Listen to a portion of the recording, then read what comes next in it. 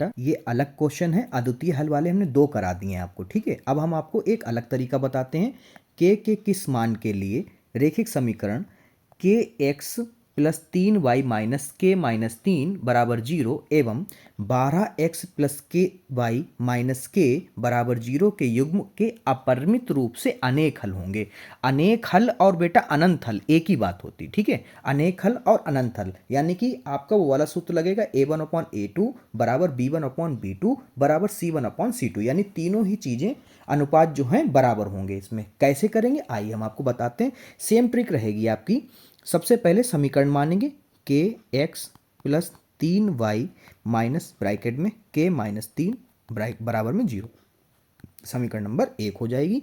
दूसरी हो जाएगी 12x प्लस के वाई माइनस के बराबर 0, समीकरण नंबर 2, ठीक है। फिर आप वही लाइन लिखेंगे समीकरण, क्योंकि 4 नंबर में बेटा सवाल है, कभी कदार ये रेयर होते हैं जो 2 नंबर पूछे जाएं। समीकरण 1 व समीकरण 2 की तुलना a1x plus b1y plus c1 बराबर 0 तथा a2x plus b2y plus c2 बराबर 0 से करने पर, ठीक है।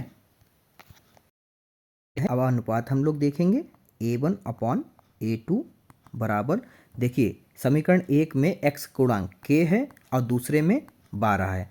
फिर b1/b2 मतलब कि y के गुणांक देखना। समीकरण 1 में y का गुणांक है 3 और समीकरण 2 में y का गुणांक है k, और c1/c2 का मतलब है माइनस के माइनस का 3 बराबर में आपका माइनस का के, माइनस से माइनस ही कट गया, ठीक है।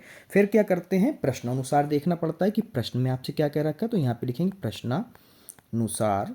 अगर आप चाहें तो प्रश्नानुसार डालें, वरना आराम से डाल भी सकते हैं, वरना ऐसे भी लिख सकते हैं, ठीक है। तो क्या लिखेंगे, यहाँ पे लिखेंगे दिए गए युग्म, ठीक है। दिए, चाहें तो आप पहले जैसे लिखा था बिल्कुल वैसे भी लिख सकते हैं, थोड़ा बदल बदल के लिखो, ठीक है। दिए गए युग्म, देखिए हम अपने पास से नहीं लिख रहे, बस यहाँ से यहाँ तक लिखना है, ठीक है। दिए गए युग्म जे के अपरिमित रूप से अनेक हल हैं।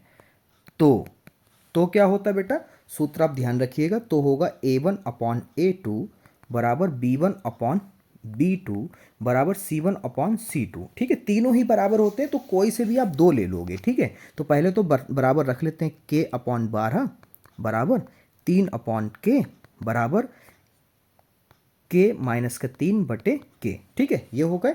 आप क्या करते हैं, इन 2 को लेके आगे बढ़ते हैं, क्योंकि तीनों ही अनुपात क्या है, एक दूसरे के बराबर हैं, तो इन 2 को आगे लेके चलते हैं। तो यहाँ पे लिखेंगे k/12 बराबर 3/k, क्रॉस मल्टीप्लाई कर दी, k गुणे k बराबर 3 गुणे 12, ठीक है। तो यहाँ पर हो गया k का स्क्वायर बराबर 12×3 36, k का स्क्वायर बराबर 6 का स्क्वायर है, स्क्वायर से स्क्वायर छूट जाएगा, k बराबर आपका आ गया 6।